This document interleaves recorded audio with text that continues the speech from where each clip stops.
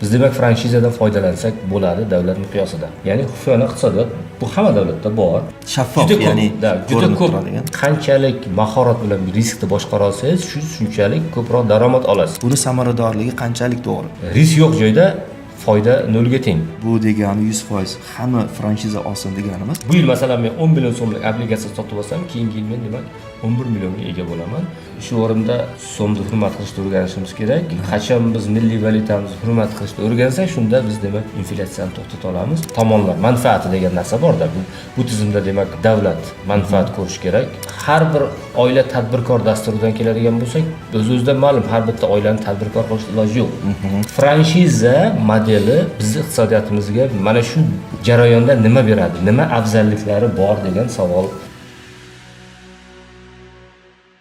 Assalomu alaykum aziz kuzatuvchilar. Biz InFranchise podkastini navbatdagi sonini boshlab oldik.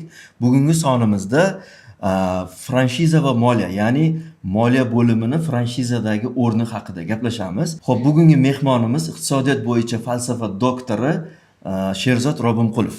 Assalomu alaykum Sherzod aka. Bugungi suhbatimizga kelganingiz uchun rahmat. Bugungi suhbatimiz xudo xolasa manfaatli bo'ladi degan umidda suhbatimiz boshlasak bo'ladi. Qisqacha o'zingiz haqingizda tanishtirsangiz. Assalomu alaykum, hurmatli kuzatuvchilar. Bugun suhbatga taklif qilganingiz uchun rahmat. Endi meni yuqorida iqtisodiyot bo'yicha falsafa fanlari doktori sifatida tanishtirdingiz. Sababi men bugungi kunda iqtisodiyot universitetida faoliyat yurityapman. Aslida nazariyadan ko'ra ko'proq amaliyotchiman. Buni ayta olaman, chunki faoliyatim to'g'risida gapiradigan bo'lsam, demak 18 yildan oshiq bank tizimida faoliyat yuritganman. Jumladan 6 yil investitsiya kompaniyasini boshqarganman va bevosita 20 ga yaqin investitsiya loyihalarini amalga oshirishda rahbarlik qilganman. Va bugungi kunda aynan amaliyotdagi tajribalar bilan birgalikda o'sha universitetda faoliyat olib boryapman. Demak, podkastimizni, ya'ni suhbatimizni boshlasak, Amerikada yalpi ichki mahsulotini 57% ni tashkil qiladi, ya'ni franshiza yo'nalishi. Shu bo'yicha bir qisqacha, ya'ni O'zbekistonda franshiza oqimi kirsa qanchalik ta'sir qiladi? Shu bo'yicha ozroq fikringizni eshitsak. Statistik ma'lumot keltirdingiz. Endi bu o'rinda birinchi navbatda yalpi ichki mahsulotdagi ulushi degan ko'rsatkich bor. Ya'ni har qanday davlatda yalpi ichki mahsulotdagi xususiy sektorning ulushi qanchalik yuqori bo'lsa, bu davlat iqtisodiyoti demak shunchalik barqaror hisoblanadi. Kuzatayotgan bo'lsak, masalan, O'zbekistonda ham oxirgi yillarda xususiylashtirishga juda katta e'tibor qaratilyapti. Ya'ni davlat tasarrufidagi korxonalarni xususiy sektorga o'tkazish. Jumladan Amerika va boshqa rivojlangan davlatlarda ham demak xususiy sektorning umumiy iqtisodiyotdagi o'rni juda yuqori. O'zbekistonda ham bugungi kunda demak 50% dan oshgan, lekin hali oldimizda katta marralar bor. Jumladan demak iqtisodiyotda xususiy sektorning o'rnini oshirishda demak biz xohlaymizmi yo'qmi xususiy tadbirkorlikni, biznesni tushunarli tilda aytganimizda biznesni rivojlanishiga yaxshi sharoit yaratib berishimiz kerak. Franshiza to'g'risida gapiradigan bo'lsak, demak franshiza bu biznesni rivojlantirishning bitta modeli hisoblanadi.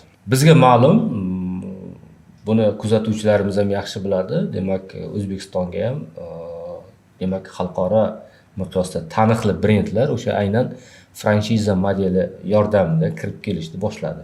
Endi franshizaning agar O'zbekistonga kirib kelishidagi o'rni, iqtisodiyotdagi o'rniga qaraydigan bo'lsak, buni juda keng demak tahlil qilish mumkin. Men harakat qilaman buni bosqichma-bosqich tushuntirib berishga. Demak, birinchi navbatda bugungi kunda biznesda yangi modellarni o'ylab topirish juda murakkab. Shu nuqtai nazardan qaraydigan bo'lsak, lekin demak O'zbekistonda ham oldida aynan bugungi kunda sinovdan o'tgan, tajribadan o'tgan va kun sayin rivojlanib kelayotgan modellardan foydalanishimiz shart. Ulardan bittasi franshiza. Xo'p, franshizani qanday iqtisodiyotimizga jalb qilishimiz mumkin? Birinchi o'rinda bizga demak tayyor franshizalar kirib kelyapti. Ya'ni bizda O'zbekiston rezidenti bo'lgan tadbirkorlarimiz yoki tadbirkorlik bilan shug'ullanishni maqsad qilib qo'ygan fuqarolarimiz demak franchise sifatida namoyon bo'ladi. Ular demak xorijiy davlatlarda taniqli brendlarini franshizasini sotib olish orqali O'zbekistonda aynan o'sha biznesni yo'lga qo'yishlari mumkin bo'ladi. Endi ikkinchi yo'li bizda O'zbekistonda ham o'zimizda demak milliy iqtisodiyotimizda ham o'zini o'rniga ega bo'lib borayotgan yirik kompaniyalar bor va bu kompaniyalar ham kengaygan sayi demak ularda aynan franshizaga demak ehtiyoj oshib boradi. Bu demak bozorda talabi. Biz katta bozorda o'yindamiz. Bozorda o'zining qoidalari bor. Bu qoidadan har doim ham chiqib keta olmaymiz. Bu bizning ixtiyorimizda emas. Aynan o'sha qoidalardan chiqib ketmagan holda bozorda raqobat muhitida o'zimizni demak saqlab qolishimiz uchun biz demak samarali biznes modullardan foydalanishga majburmiz. Bu demak xususan bugungi kunda aynan ushbu modellardan bittasi bu franshiza hisoblanadi. Shu o'rinda tushunarli bo'lish uchun mana bir qancha misollar keltirish mumkin. O'zbekiston iqtisodiyotiga, bozoriga deylik oxirgi yillarda kirib kelayotgan franshizalar to'g'risida masalan KFC kirib keldi bizlarga franshiza sifatida va bir qancha misollar keltirish mumkin. Bu reklama bo'lib qolmasin. Endi biznesda demak iqtisodiyotda biznesning o'rni yuqoriligi bir deb, chunki o'z-o'zidan ma'lum yalpi ichki mahsulot bu bir yilda aynan mamlakat ichida yaratilgan mahsulot va ko'rsatilgan xizmatlar hisoblanadi. Demak O'zbekistonda yalpi ichki mahsulotni demak qiymatini oshirishimiz orqali biz demak iqtisodiy o'sishga erishamiz.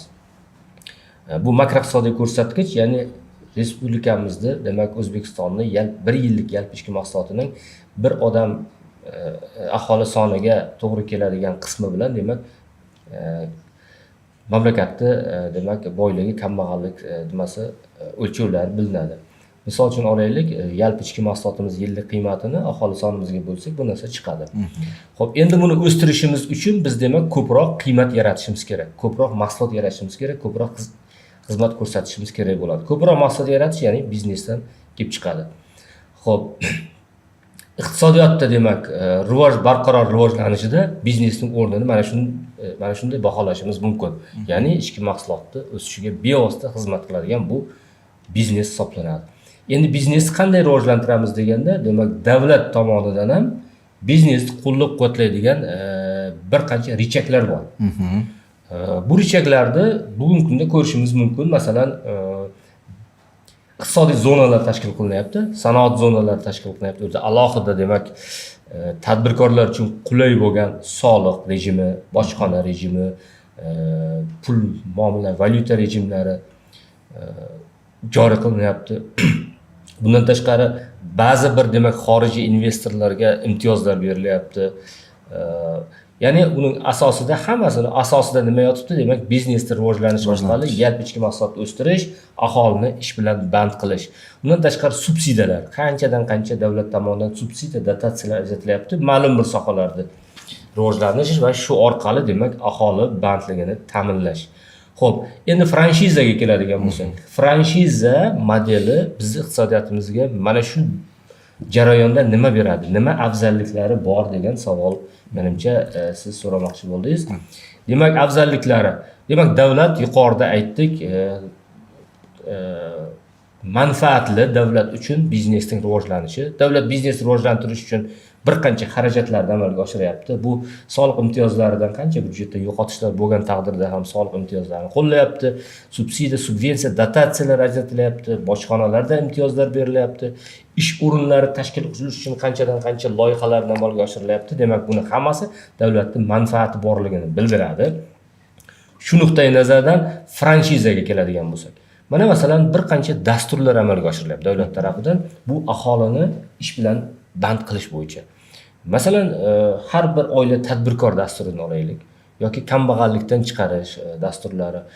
Bu yerda aynan har bir demak oila tadbirkor dasturidan keladigan bo'lsak, o'z-o'zidan ma'lum har bitta oilani tadbirkor qilish iloji yo'q. Bu tadbirkorlik o'ziga yarasha malaka, o'ziga yarasha ko'nikma, kezi kelganda nima deydi, iqtidor talab qiladigan yo'nalish. Demak, bizning maqsadimiz aholini tadbirkor qilish, ish bilan ta'minlash, demak yashash sharoitini ko'tarish ekan. Davlat nuqtai nazaridan gapiradigan bo'lsak, biz demak franshizadan foydalansak bo'ladi davlat miqyosida. Demak, sinovdan o'tgan, bugungi kunda bozorda o'zining o'rniga ega bo'lgan har qanday biznes o'zining brendiga ega va o'sha biznes orqali biz demak franshizani yo'lga qo'yish, franshiza modeli orqali franchayzilar sonini ko'paytirish bilan bir qatorda biz demak aholini tadbirkorlikka jalb qilamiz, ishsizlik muammosini hal qilamiz. Ikkinchi tarafdan demak bugungi kunda bozorda ba'zi bir qoidalardan chiqolmaganligi sababli biznesini yanada rivojlantirishda demak ma'lum bir nimaga to'xtashga uchragan yirik bizneslarni yana ham kengaytirishning yana bitta yo'li sifatida ko'rishimiz mumkin. Zo'r. Demak, Sherzod aka, mana siz aytyapsizki, yalpi ichki mahsulot, ya'ni o'sha daromadni iqtisodiyotga foyda keltirishligini aynan franshiza nima uchun foydasi tegyapti? Chunki franshiza yo'nalishi bu oq nimani ustiga, ya'ni ITlashgan, tizimlashgan bo'ladi. Bu yerda siz ya'ni biznes egasi tarafidan kuzatib turishlik uchun ham, ya'ni soliqni bo'lganligi uchun ham demak bu yerda franshizani iqtisodiyotga foydasi keltirishligini sabablaridan bittasi, to'g'rimi? Shunday deb tushunsak bo'ladimi? Xo'p, siz savolingizni tushundim. Siz savolingizdan men ozgina kengroq tushuntirishga harakat qilaman. Ya'ni yuqorida aytdim, bozorda ma'lum bir qoidalari bor, biznes rivojlanish darajasida, kengayish darajasida ma'lum bir darajaga yetgandan keyin ushbu qoidalarni buzishga majbur bo'ladi. Lekin bugungi kunda demak iqtisodiyotimiz rivojlanib, bozor to'layapti, raqobat kuchaygan sari u qoidalarni buzish ham juda xatarli. Bu nima degani? Men nimaga demak ishora qilyapman? Bu xufiyona iqtisodiyot. Ya'ni xufiyona iqtisodiyot bu hamma davlatda bor, jumladan O'zbekistonda ham buni inkor qila olmaymiz.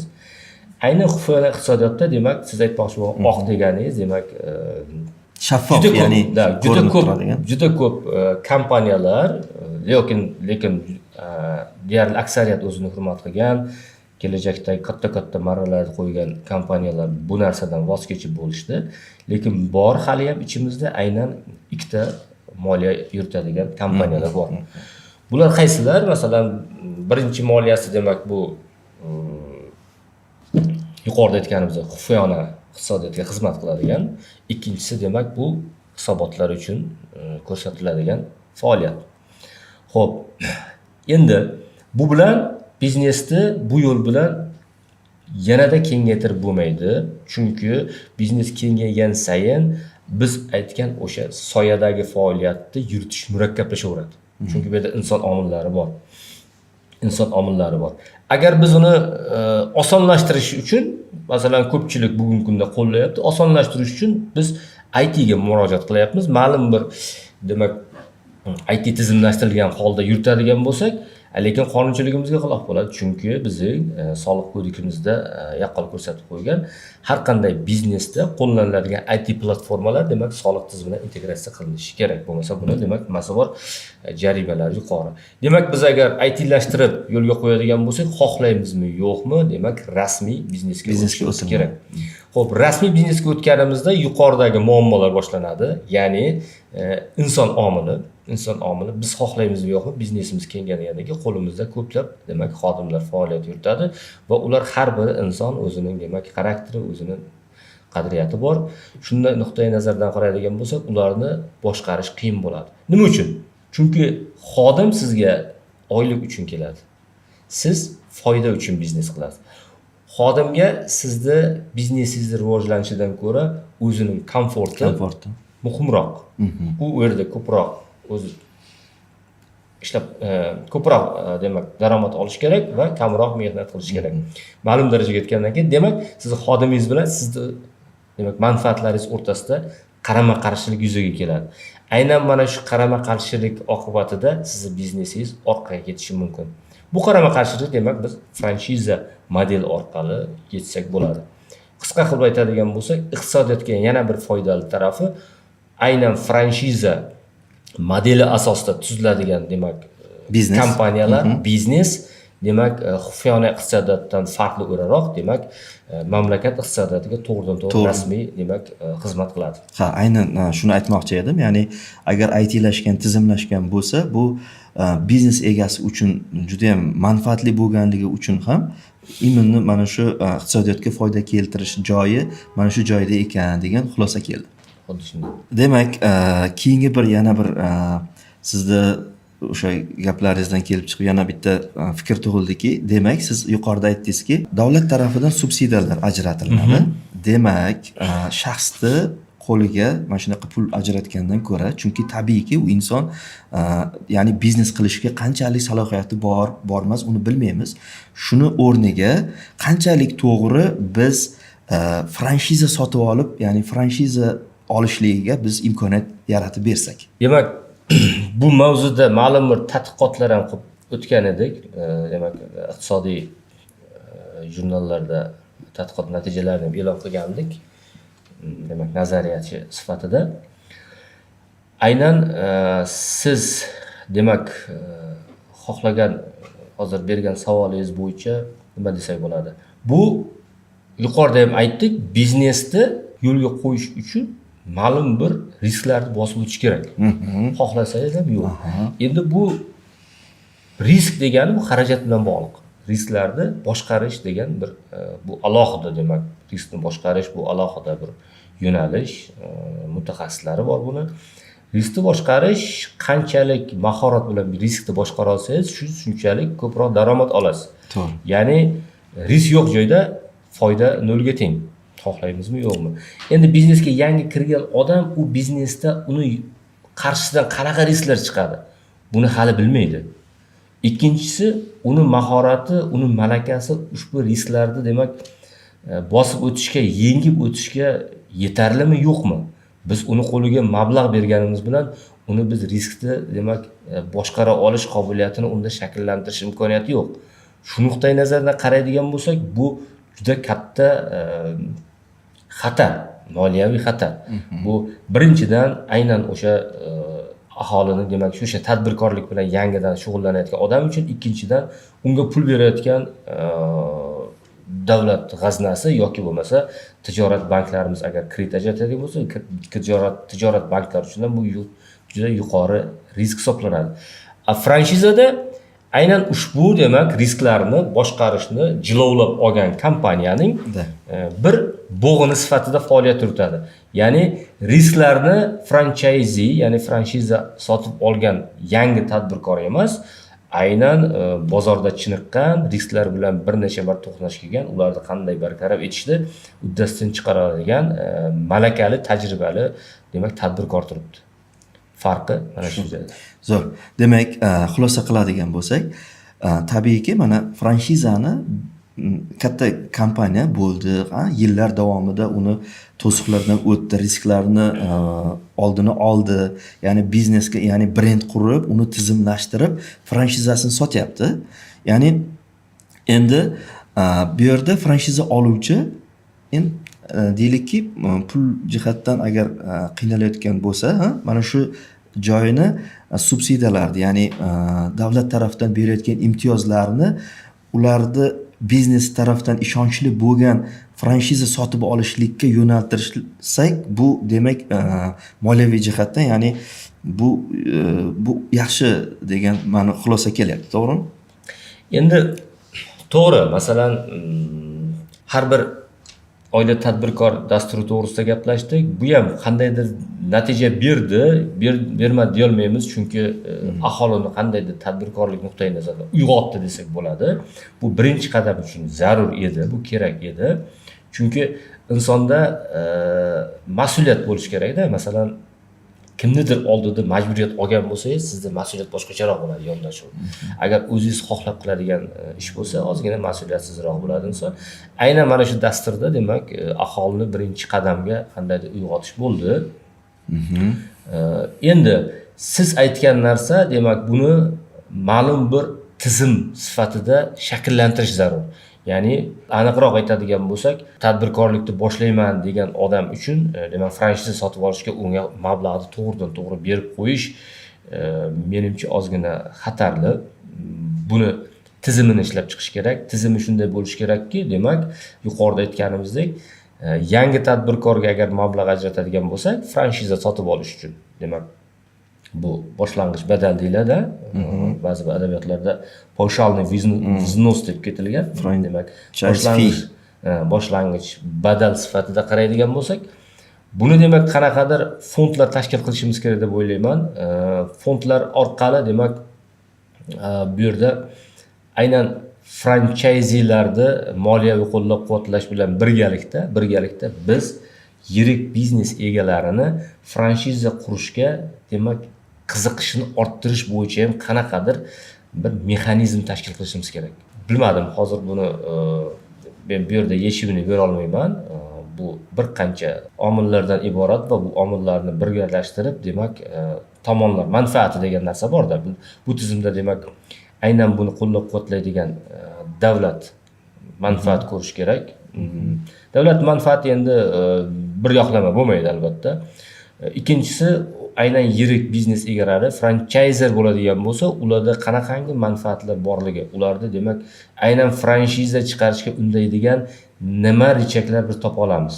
Bu ikkinchisi va uchinchisi, eng asosiysi franchayzining mas'uliyatini qanday biz shakllantiramiz va uni o'sha darajada ushlab tura olamiz. Chunki biz masalan franshizani olib berganimiz bilan u keyin yana dalshi keyingi demak faoliyat yuritish kerak, ishlashi kerak. U demak o'sha faoliyatni tashkil eta olishi kerak. O'shandagina biz unga ajratgan mablag' o'zini oqlaydi. Yoki bo'lmasa franchayzerning nimasi brendi va uni demak reputatsiyasi, obro'yi saqlanib qoladi. Bu mexanizm umumiy g'oya sifatida to'g'ri. Endi buni har bitta demak elementi bo'yicha demak buni tizimni ishlab chiqish kerak bo'ladi. Sherzod aka, bu iqtisodiyotimizda franshizani o'rni yuqori ekan, buni bildik. Keling, sizni mutaxassisligingiz bo'yicha suhbatlashsak. Moliya bo'lganda ham franshizada moliya. Ruxsat bersangiz, shu bo'yicha savollarni berib boshlasak. Demak, bizda birinchi savol. Passiv daromad qilish uchun franshizaning samaradorligi qanchalik to'g'ri? Ya'ni deylik, meni pulim bor, qayerdadir tikib passiv daromad qilib olmoqchiman. Boshqa manbalar bilan qaraganda, именно shu franshizaga tikisam, buni samaradorligi qanchalik to'g'ri? Savolingizga javobni passiv daromaddan boshlaymiz. To'g'ri tushungan bo'lsam, demak passiv daromad bu demak o'zimiz bevosita ishtirok etmaydigan ma'lum bir faoliyat turidan daromad qilishimiz tushuniladi. Endi passiv daromadni tushunarli bo'lish uchun bir qancha misollar bilan keltirishimiz mumkin. O'zbekistonda umuman olganda bugungi kunda jahon miqyosida oladigan bo'lsak, passiv daromadning qanaqa turlari bor. Endi rivojlangan davlatlar kuzatadigan bo'lsak, biz ko'p ko'rganmiz o'sha fond bozorlaridagi savdolarda. Ya'ni ularda demak kapital bozori rivojlangan. Bizda hali bu bozor rivojlanmagan. Shuning uchun biz uni ta'sirini sezmaymiz. Kapital bozori rivojlangan, ya'ni ularda har bitta demak fuqaro, aholi demak yirik kompaniyalarda investor sifatida ishtirok etish imkoniyatini aynan o'sha kapital bozorida topadi. Soddaloq yo'l bilan tushuntiradigan bo'lsam, so'zlar bilan, demak meni faoliyatim mana hozirgi kunda demak o'qituvchilik faoliyati bo'ladigan bo'lsa, orttirgan mablag'im bor. Bu pulim meni demak uyda saqlamayman hech qachon, xorijda shunaqa.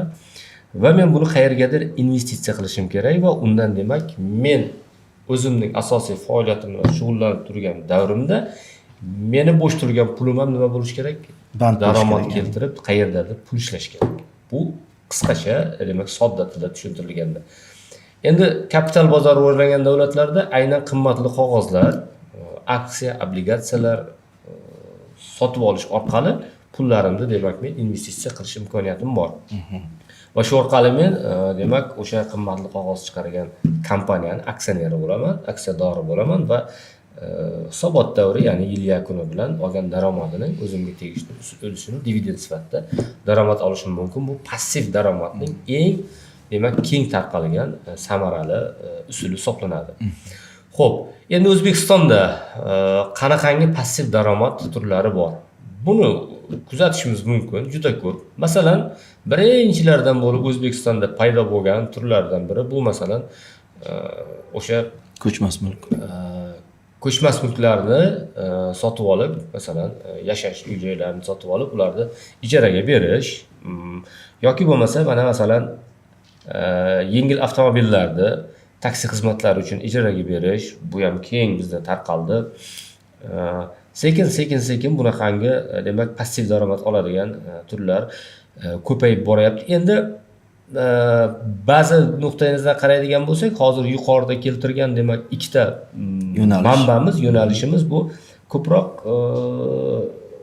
norasmiy amalga oshirilib ketyapti. Bunda yo'qotishlar, risklar katta. Guvoh bo'lamiz, kimdir o'sha uy joyini ijaraga berib, qanaqadir demak zarar ko'rgan, kimdir avtomobillarni ijaraga berib qaytarib ola olmasligi yoki uni har xil demak shikast yetishi bor, boshqasi bor. Lekin bizda rasmiy nimalardan bittasi bu banklarimiz. Banklarning faoliyati shunaqa o'zi. Banklar bo'sh turgan pul mablag'ini o'ziga jalb qiladi va u puldan demak kredit yoki investitsiya orqali nima daromad qiladi. Bizda asosiy bugungi kunda o'sha depozitlar deymiz, omonatlar xalq olib borib pulini demak banklarga omonatga qo'yish orqali passiv daromad, foizli daromad olish bilan shug'ullanyapti. Xo'p, endi daromadliligi degan tushuncha bu shunaqa narsaki, buni ikkita, uchta faoliyatga qilingan investitsiyani passiv daromad keladigan yo'nalish bo'lishidan qat'iy nazar, uni bir-biriga solishtirish uchun ularni bir xil parametrga olib kelishimiz kerak bo'ladi. Buni olib kelish oson emas, chunki har bitta yo'nalishda o'ziga yarasha riski bor. Qaysidadir to'g'ri daromadli darajasi yuqori, lekin riski shunga yarasha yuqori. Qaysidadir daromadi past, lekin riski past. Buni demak o'sha investitsiya mablag'ini joylashtirmoqchi bo'lgan odam o'zi hal qiladigan masala. Xo'p, endi bu yerda asosiy e'tibor beradigan joyimiz bu mablag', pulni qiymati degan tushuncha bor. Pulni qiymati deganda nima degani? Bu ya'ni bizni bugun qilayotgan xarajatimiz, men birorta yo'nalishga investitsiya qiladigan bo'lsam, bu xarajatim. Bugungi xarajatim orqali kelajakda keladigan pullarimning bugungi qiymati qanaqa? Misol, sizga oddiy misol beraman. Agar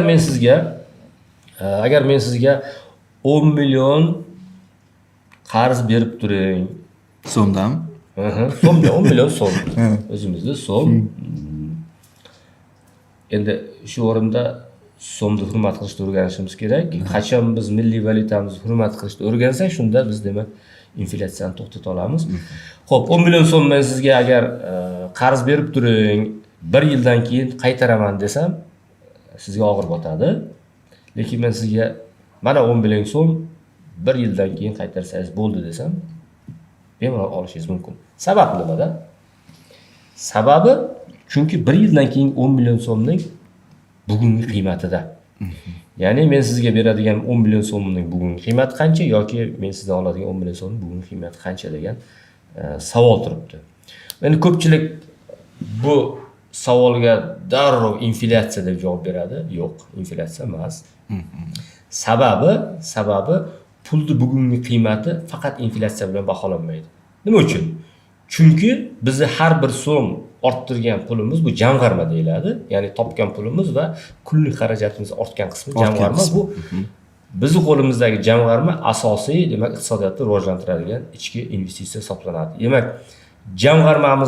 jamg'armamizni biz hech qachon bo'sh turmaydi. Jamg'armamiz bo'sh turmaydi. Demak, biz buni qanday hisoblaymiz? Aytaylik, risk darajasi 0 ga teng bo'lgan yo'nalishlar bor. Misol uchun, o'sha yuqorida aytganimizdek bankda omonati. Bankka borib omonatga mablag' qo'ysak, hattoki bank demak bankrot bo'lgan taqdirda ham qonunchiligimizga asosan Markaziy bank biz pulimizni qaytarib beradi. Demak, risk, xavotirlik darajasi 0 ga teng yoki bo'lmasa davlatning qimmatli qog'ozlari. Davlat qimmatli qog'ozlari, masalan, obligatsiya chiqaradigan bo'lsa, zaym deymiz, ko'pchilikka tushunarli. Zaym chiqaradigan bo'lsa, biz zaym oladigan bo'lsak, demak, zaymdan oladigan daromadimiz bu risk darajasi 0 ga teng. Aytmoqchimanki, men agar risk qilgim kelmayotgan bo'lsa, boramanda bankka pulimni qo'yaman yoki zaym sotib olaman. Aytaylik, davlat obligatsiyasi bo'yicha, demak, zaym menga yiliga 10% lik daromadni va'da qilyapti. Men olib borib o'sha pulimni qo'ysam, demak, men har yili 10% daromad olaman. Bu degani risk darajasi 0 ga teng, xavotirsiz, men hech qanaqangi boshqa demak tadbirlarni amalga oshirmasdan demak daromad qilishim mumkin. demak yanagi yil bu yil masalan men 10 million so'mlik obligatsiya sotib olsam, keyingi yil men demak 11 millionga ega bo'laman. Demak, mening keyingi yilga oladigan 11 millionimni keyingi yilga oladigan 11 million bugungi qiymat 10 million ekan. Tushuntira oldimmi? Keyingi yil oladigan 11 millionimni bugungi qiymat 10 million ekan. Agar siz menga franshiza taklif qilsangiz, men hisob-kitob qilishim kerak. Sizga to'laydigan pulim, o'sha kirish badalim yanagi yil masalan 10 million so'm deylik. Misol oson bo'lish uchun 10 million so'mga siz menga taklif qilsangiz, men sizga 10 million so'm bersam, keyingi yil shu paytda meni 10 million so'm qancha bo'lib qaytadi? Agar 11 million bo'lib qaytsa, 10 million 500 bo'lib qaytsa, zarar bo'lmaydi. Zarar. Bu 500 so'm, 500 ming zarar ko'rgan bo'laman. 11 million bo'lsa ham men nima qilmayman? Rozi bo'lmaysiz, chunki men mehnat qilishim kerak. Men risk qilyapman. U holatda men hech qanaqa mehnat qilganim yo'q, passiv daromad risk darajasida. Endi franchise sifatida ham men passiv daromadchi bo'lishim mumkin. Ya'ni franshizani sotib olaman-da, yollama ishchilarni qo'yaman. Ular ishlaydi, men o'zimning faoliyatni davom ettiraman. Shunday bo'lsa-da, lekin men nazorat qilish uchun men o'zim mehnat sarflayman. Demak, men keyingi yil oladigan 11 millionimni bugun 10 million deb tasavvur qiladigan bo'lsam, sizdan oladigan daromadimni qanchaligini o'zim hal qilishim kerak. Balkim 12 millionga rozi bo'larman, balkim 13 millionga, balkim 14 millionga. Endi franshizani boshqa daromad turlaridan afzallik tarafi shundan iboratki, mana masalan passiv daromadlar bo'yicha aytib o'tdik. Endi bank yo'nalishida endi shunday davlatda yashaymiz, ba'zi bir qadriyatlarimizga to'g'ri kelmasligi mumkin. Buni hammaga ham taklif qila olmaymiz. Ikkinchisi demak, ko'chmas mulkni oladigan bo'lsa, ko'chmas mulk narxi ancha qimmat. Hammani ham demak bugungi kunda aytaylik, uy sotib olib, passiv daromad qilishga orttirgan mablag'i yetarli bo'lmasligi mumkin. Uchinchisi demak boyaga aytganimizdek avtotransport vositalarini, yengil mashinalarni taksi sifatida vikupga berish holatlari, bu risk darajasi men o'ylayman juda yuqori, chunki u ko'chib yuradigan mulk, har xil hodisalar bo'lishi mumkin. Qimmatli qog'ozlar bozori yuqorida aytdik, bizda hali rivojlanmagan, infrastruktura rivojlanmagan. Bozor bor, taklif bor, lekin bozor atrofidagi vositachilar rivojlanmagan. Ya'ni siz bilan bizning mablag'imizni jalb qilib, aynan har bir qimmatli qog'ozni egasi bo'lgan kompaniyalarning moliyaviy holatini demak tahlil qilib, eng yaxshisini bizga taklif qilib beradigan vositachi kompaniyalar, bu investitsiya maslahatchilari deymiz, demak underwriterlar deymiz va hokazo. Demak bular hali bizda rivojlanib ulgurmadi. Shu nuqtai nazardan qaraydigan bo'lsak, aynan O'zbekiston sharoitida, ham nafaqat O'zbekistonda, jumladan O'zbekistonda demoqchiman, franshiza sotib olish orqali franchise sifatida passiv daromadga investitsiya qilish ancha qulay va samarali hisoblanadi. Demak, xulosa qiladigan bo'lsak, farq shundaki, demak 3 ta yo'nalish sanab o'tdingiz. O'sha bank yo'nalishi, ko'chmas mulk, ya'ni transport. Kimgadir, misol uchun bank yo'nalishi qadriyatga to'g'ri kelmasligi mumkin. Nafaqat qadriyat, ikkinchi tarafdan bank bizni mablag'imizni olish bilan birga keyinchalik u qaysidir biznesga yo'naltirib o'zi ham foyda oladi. Demak, shu nuqtai nazardan qaraydigan bo'lsak va ikkinchidan risk darajasi pastligi sababli banklar tomonidan to'lanadigan bizning pulimizga daromad qolganlarga nisbatan ancha past bo'ladi. Demak, ikkinchi yo'nalishimiz, ya'ni ko'chmas mulk. Ko'chmas mulkda kimnidir mablag'i, ya'ni yetarli bo'lmasligi mumkin hamda hozir ko'pchilik mana hisoblab ham ko'radi, shu 1% ga ham to'g'ri kelmaydi. Demak, uchinchi yo'nalishimiz transport. Transportda ham xavflilik, risk darajasi yuqori sabablaridan biri o'sha ya'ni yurib turadi, har xil hodisalar bo'lishi mumkin. Demak, franshizani o'rni esa o'sha inflyatsiya deb aytadigan bo'lsak, o'sha bugungi kundagi pulning qiymati bilan ertangi kunning qiymatidan ancha yuqori hisoblanadi degan xulosaga kelyapmiz. Chunki bu franshiza, ya'ni shaxs tarafidan u brend qurilgan, ya'ni ishonch bildirilgan insonlar tarafidan shuni hisobiga risk jihatdan ham hamda foyda jihatdan ham ancha yuqori hisoblanadi. Endi bitta xulosa, noto'g'ri xulosa bo'lib qolmasligi kerak, aniqlik kiritib ketamiz. Ya'ni franshiza demak eng ma'qul variant ekan degan nuqtai nazardan oldimizda birinchi kelgan franshizani sotib olishimiz kerak emas. Demak, franshiza yo'nalishida ham bu franshizani baholaydigan ekspertlar bor, mutaxassislar bor. Demak, biz franshiza sotib olmoqchi bo'lsak, birinchi o'rinda aynan maslahat berardim. O'sha franshiza sohasini tushunadigan mutaxassislarni, demak, maslahatiga rioya qilish kerak. Ulardan maslahat olgan holda xarid qilish kerak. Endi bozor bu, bozorga hamma o'zini, demak, tovari bilan chiqadi. Ba'zi bir franshizalar hali tayyor bo'lmasligi mumkin. Ba'zi bir franshayzerlar bozorda hali mustahkam o'rnashmagan bo'lib, kelgusida demak inqirozga uchrash holatlari bo'lishi mumkin. Buning uchun biz demak aynan franshiza bo'yicha mutaxassislarga ham murojaat qilib ularda demak maslahati bilan qilsak to'g'ri aytasiz, chunki mahalliy franshizalar bor, hali ba'zilari hali o'zi unchalik to'g'ri bo'lmagan, ya'ni to'g'ri tizimlashib bo'lmagan franshizalar ham bor. Demak, men aytmoqchi bo'lganim shu ediki, demak, afzallik jihatdan umuman olganda franshizani afzalligini bildik. Endi bu degani, to'g'ri aytdingiz, to'g'ridan to'g'ri bu degani biz shunchaki fikr yetkazamiz. Bu degani 100% hamma franshiza olsin deganimiz, ya'ni o'zini dunyoga qarashidan ham o'zi xulosa qilib olishi mumkin. Bu shunchaki fikr edi. Keyin franshizani to'g'ridan to'g'ri aytganingizdek, buni mutaxassislar bilan maslahatlashib, buni qanchalik riski yuqori emas, bu bo'yicha ham sizga kelgusida, ya'ni savolimiz bor edi. Bu bo'yicha xudo xohlasa to'xtalib o'tamiz. Demak, franshiza yo'nalishida ikkita yo'nalish bor dedik, ya'ni franchizer, ya'ni franchisee. Bu degani, ya'ni franchizer, ya'ni franshiza egasi, ya'ni biznesni brend egasi. Bunda moliya bo'limida nimalarga e'tibor berish kerak bo'ladi? Yuqorida fikrlarimizda ham to'xtalib o'tdik. Demak, biz biznesda vaqtincha emas, uzoq muddatli biznes qurishni demak maqsad qo'ygan bo'lsak, biz demak aynan yuqorida aytganimizdek rasmiy moliyaga o'tishimiz kerak. Rasmiy moliyaga o'tishda bugungi kunda juda imkoniyatlar keng. Ya'ni o'zi aslida moliyaviy boshqaruv degan alohida yo'nalish bor va moliyaviy hisob degan yo'nalish bor. Ya'ni bizni buxgalterlarimiz bizda demak moliyaviy hisobimiz yuritadigan bo'lsa, undan tashqari boshqaruv hisobi bor alohida. Bu xalqaro miqyosdagi mutaxassislar ham bor. Demak, boshqaruv hisobi nima degani? Boshqaruv hisobi ya'ni moliyaviy hisobotni boshqaruvchilarga to'g'rilab beradigan hisobot. Bu yo'nalish demak moliyaviy hisobotlar xalqaro standartlar deb ataladi. Biz bugungi kunda bunga o'tish jarayonidamiz. Bizga hali ko'p mutaxassislar kerak bo'ladi. Ya'ni tahlil.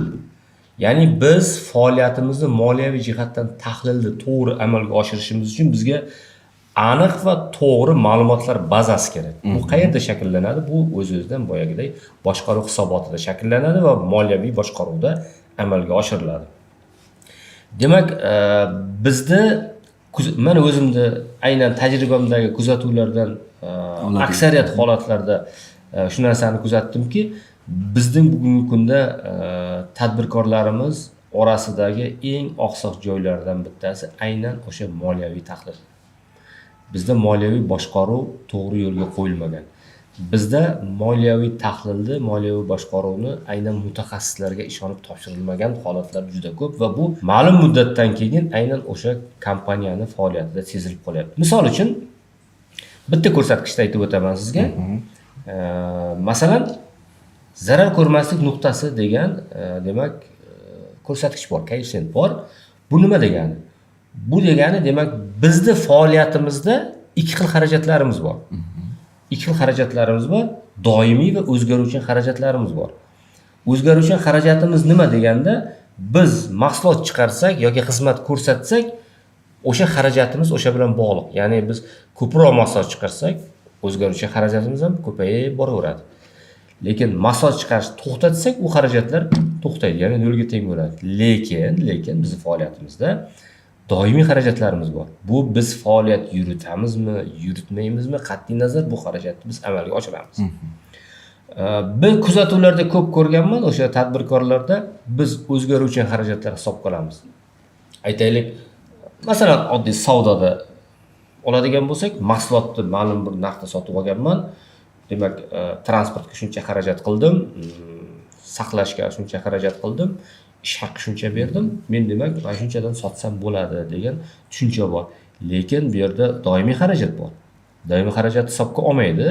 Boshida bilinmaydi bu. Chunki mablag' aylanmasi katta, ya'ni pul oqimlari, kirimi bor, chiqimi bor, pul kiryapti, pul chiqayapti. Boshida sezilmaydi, ya'ni kompaniya o'zini moliyaviy demak majburiyatlarini kelayotgan pul oqimlari hisobidan demak to'ldirib ketaveradi, bajarib ketaveradi. Bu aslida boshida bilinmaydi. Bu aslida bu oqim qaysi davrga tegishli degan tahlil yo'q. Bu nima qiladi? Bu yillar o'tishi bilan kapitalda yemirilishi boshlanadi. Ya'ni bu boshida sezilmagan bilan, lekin kapital yemirilib boraveradi.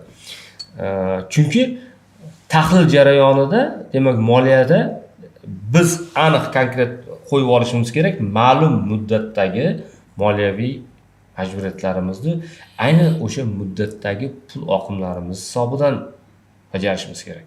Misol uchun biz demak yanvar oyida chiqarilgan mahsulotlarimizga qilingan xarajatni yanvar oyida chiqarilgan mahsulot sotgandan tushgan pul bilan bajarishimiz kerak.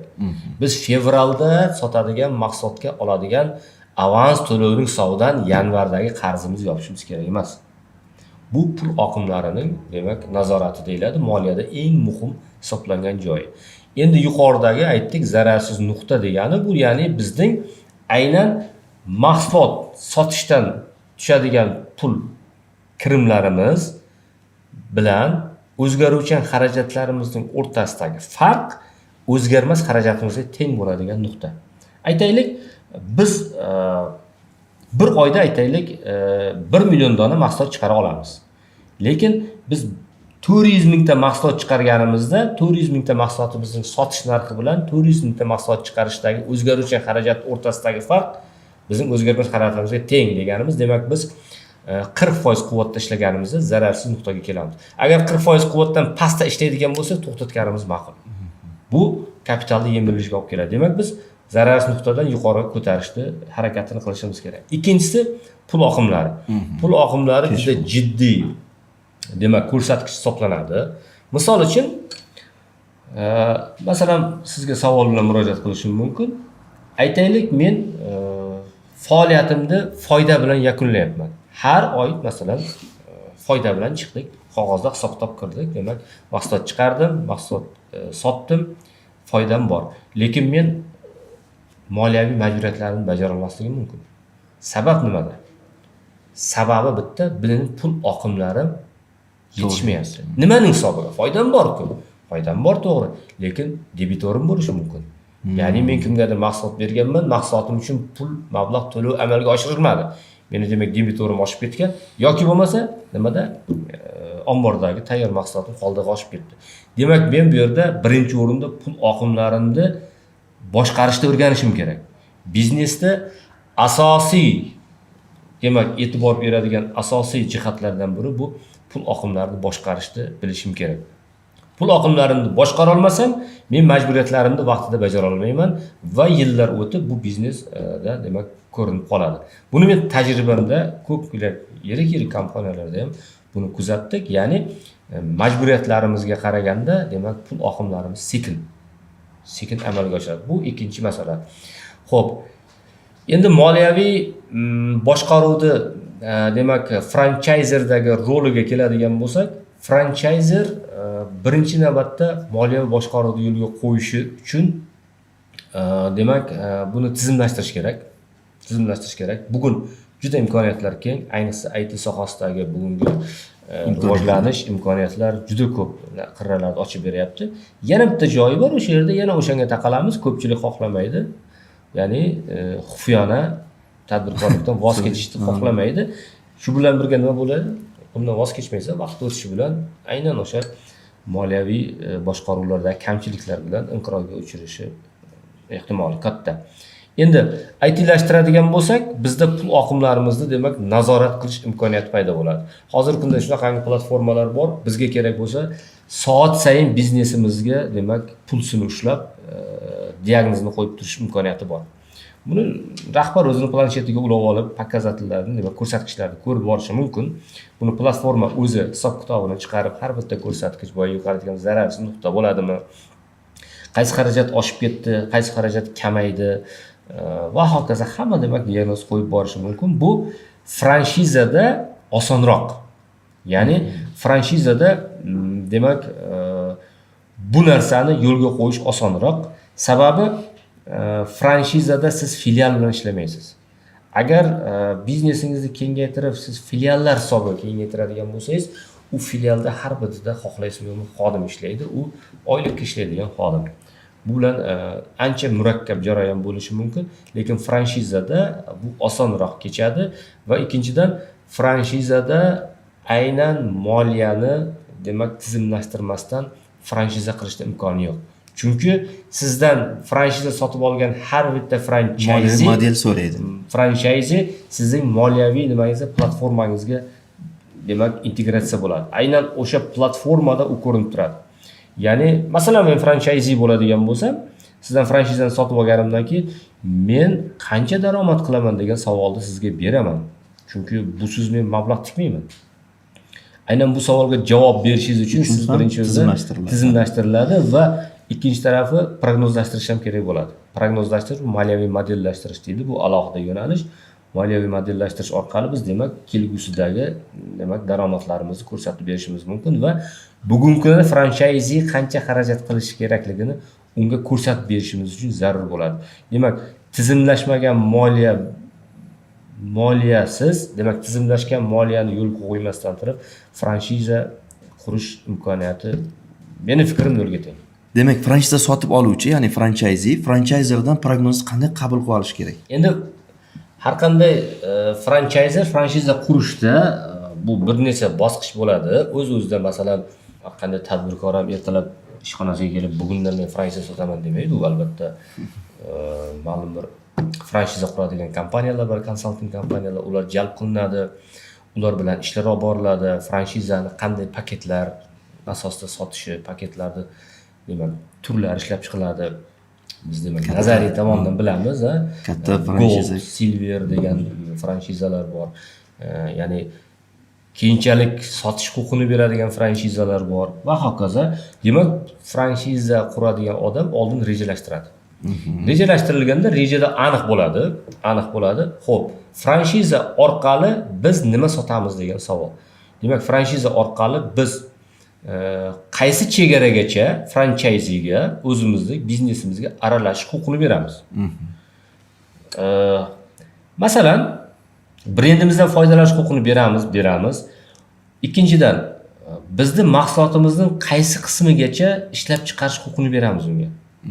Uchinchidan, bizdan tashqari mahsulot sotishga huquq beramizmi, yo'qmi? To'rtinchidan, malakaviy nimalarni o'rgatamiz, qaysi chegaragacha, ya'ni texnologiyachi nuqtai nazaridan bor bu yerda, know-howlar bor bu yerda, qanchadir pul turadigan, uni kimgadir o'rgatib qo'ysangiz, ertaga u o'zi ish boshlashi mumkin. Bu taraflarni aniqlab olganingizdan keyin geografik tomondan nuqtai nazar o'rganiladi. Biznesimizni qaysi hududlarda demak biz kengaytirmoqchimiz va franshizamizning sonini aniqlab olamiz. Shundan kelib chiqqan holda demak moliyaviy model tuziladi. Buni mutaxassislar tomonidan demak biznesimiz olinadi. Bizning nechta filial ochishimiz aniq. Franchisega qanaqangi faoliyatga ruxsat berishimiz aniq.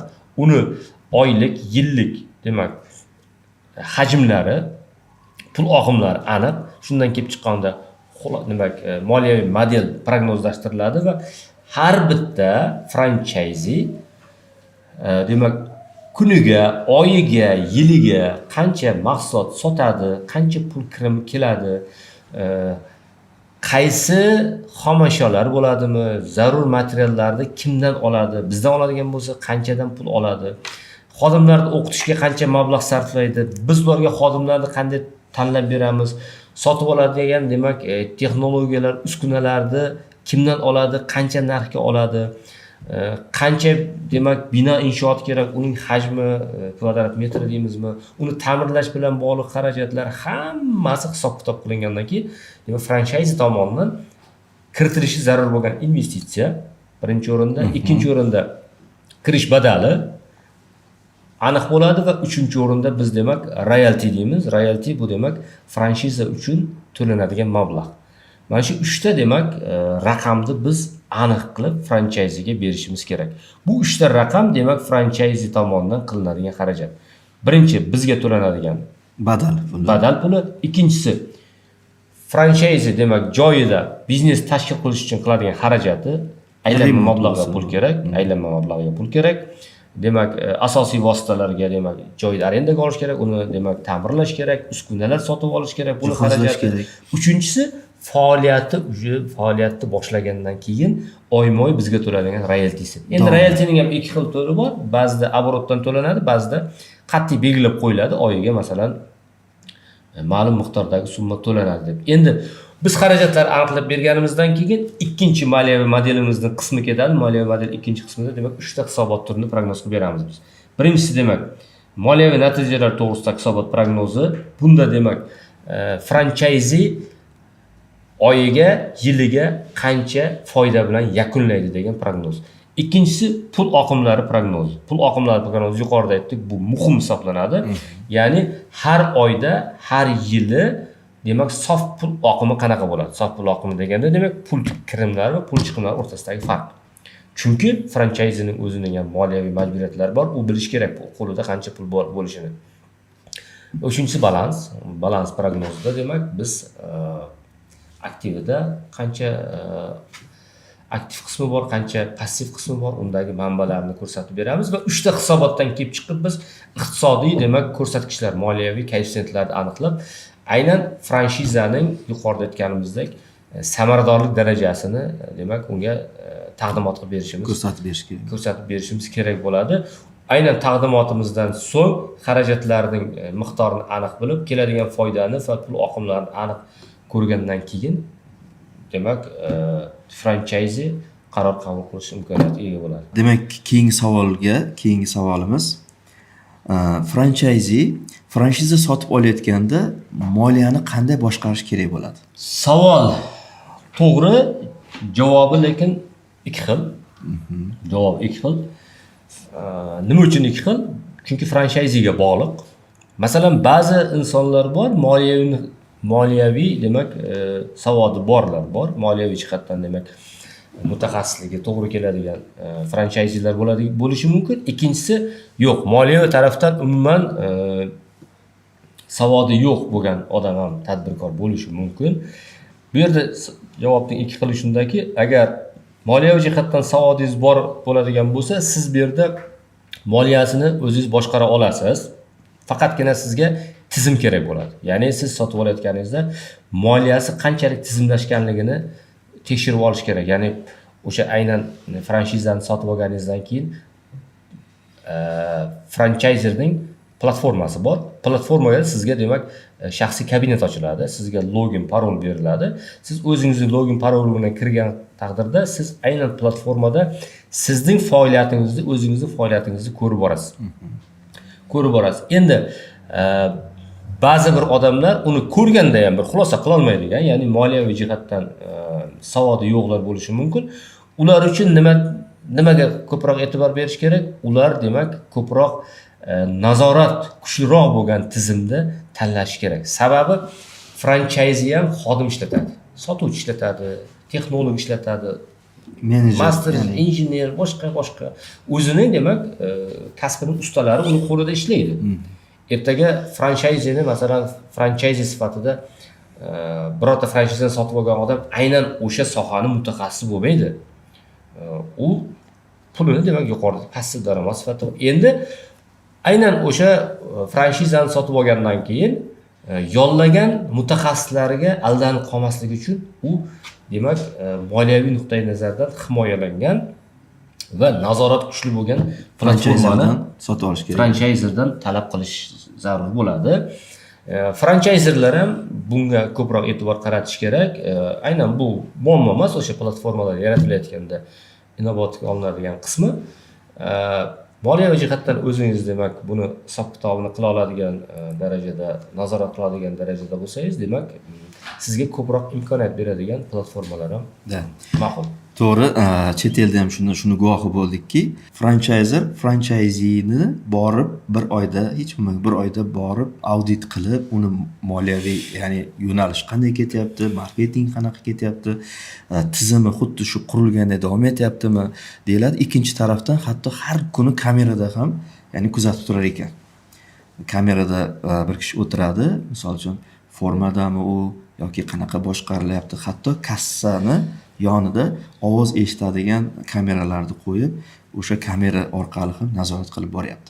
Ya'ni demoqchimizki, franshiza sotib oluvchi, franchayzer, ya'ni franshiza beruvchi qanchalik kuchli shu taraflama nazorat qilishligini ham inobatga olish kerak ekan. Demak, oxirgi savolimiz, ko'pchilik mana passiv daromad qilishlik uchun avvallari bozor bo'sh bo'lganligi uchun, ya'ni ko'proq passiv, ya'ni qo'shimcha daromad qilishlik uchun an'anaviy bizneslar qilib ham qo'shimcha daromad qilgan. Endi hozirgi kunda qanchalik to'g'ri o'sha an'anaviy biznes o'zi qurgandan ko'ra franshiza orqali qo'shimcha daromad qilishlik. Franshizaning afzalliklari to'g'risida yuqorida gaplashdik. An'anaviy biznes deganingizda endi an'anaviy biznesni qurish uchun boshida baribir passiv bo'la olmaysiz. Xohlaysizmi yo'qmi aktiv bo'lasiz. Chunki biznesni qurib olguncha siz passiv bo'lib tura olmaysiz. U yerda aktiv bo'lasiz. Hech bo'lmaganda 50% aktiv bo'lasiz. Hatto mutaxassis yollagan taqdiringizda ham baribir o'zingiz aralashuvingiz bo'lishi shart. Bu demak 100% passiv daromad bo'la olmaydi. Endi franshizada ham aktiv bo'lishingiz ham mumkin. Nafaqat bu faqat passiv daromad keltiradigan manba emas franshiza. Masalan, o'zingiz bevosita franshizada ishlashingiz mumkin. O'zingiz rahbar bo'lib, o'zingiz bevosita har kuni kelib, o'zingiz ish joyingiz bo'lishi mumkin. Ikkinchisi demak, boya yuqorida aytganimizdek, ma'lum bir mablag'ingiz bor, jamg'armangiz, uni investitsiya qilish maqsadingiz bor va siz franchiza sotib oldingiz.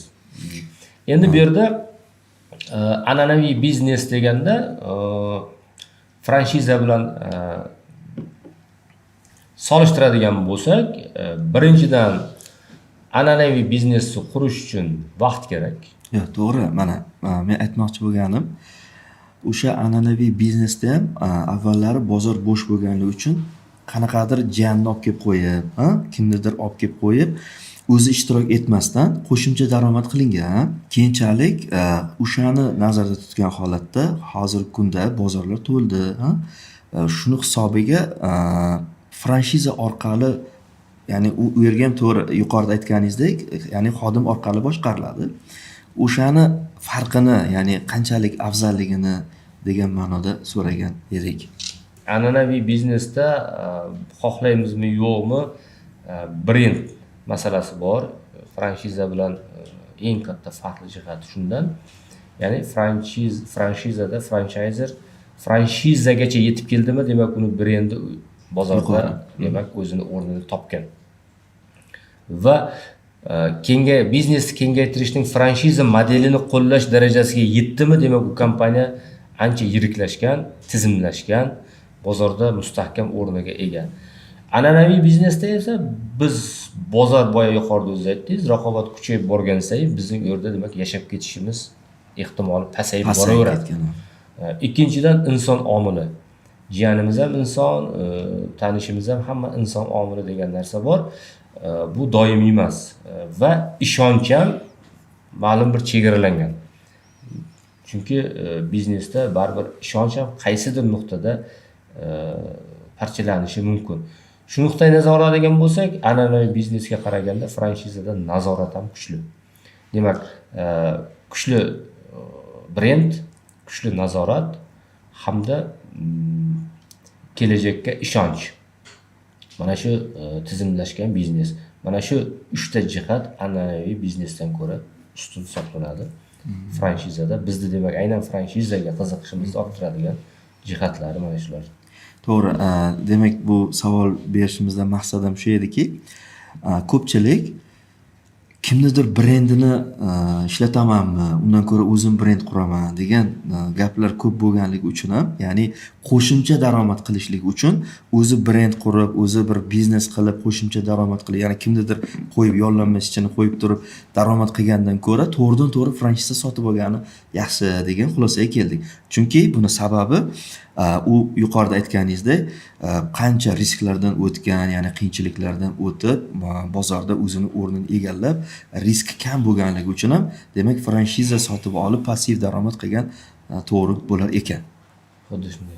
Rahmat yana bir bor Sherst aka. Endi bu suhbatimizni yakun qiladigan bo'lsak, ya'ni suhbatimizga xulosa qiladigan bo'lsak, franchizani o'rni nafaqat passiv daromad qilmoqchi bo'lganga, hatto davlat iqtisodiyotiga ham, ya'ni biznesini kengaytirmoqchi bo'lganga ham, passiv daromad qilmoqchi bo'lganga ham franchiza yo'nalishini manfaatli, ya'ni bu yo'nalishni nima deydi, manfaatliroqligini bildik. Shu bo'yicha shunga bir xulosangizni aytsangiz. Biz demak bir qancha taraflarni gaplashdik. Har qanday biznesda endi rivojlanishida, kelajagida rivojlanishida taraflar bor. Agar qaysidir biznes o'sha taraflarning manfaatiga xizmat qiladigan bo'lsa, u biznes demak rivojlanadi.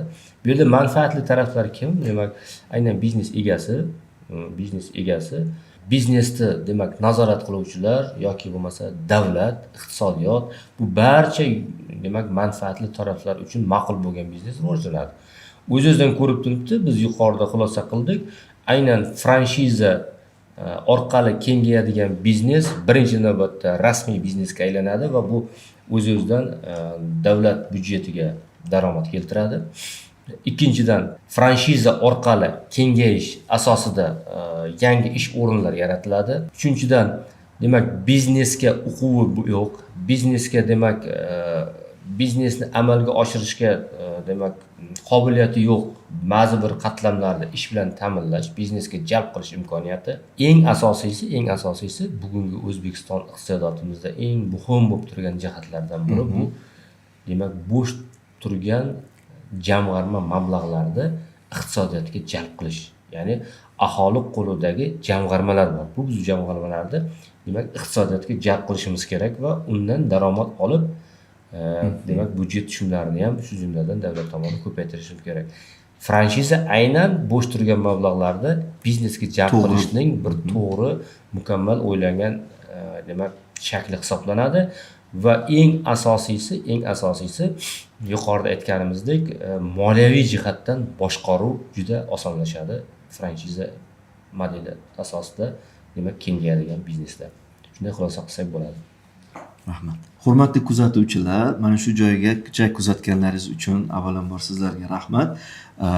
Bu bizni InFranchise podkastimiz. Xudo xolasa, imенно franchiza yo'nalishi bo'yicha ko'plab ekspertlarni chaqiramiz. Kelgusida yuridik bo'limi, marketing bo'limi, IT bo'limlarida suhbatlarni yuritamiz degan bir yaxshi niyatda buni boshlaganmiz. Xudo xolasa, bu ma'lumotlar foydali bo'lgan bo'lsa, YouTube algoritmi bo'yicha do'stlaringizga ulashishni unutmang. Xudo xolasa, bizni kuzatishda davom eting. Biz esa foydali ma'lumotlarni bo'lishishda davom etamiz. Sherst aka, kelganingiz uchun yana bir bor rahmat sizga.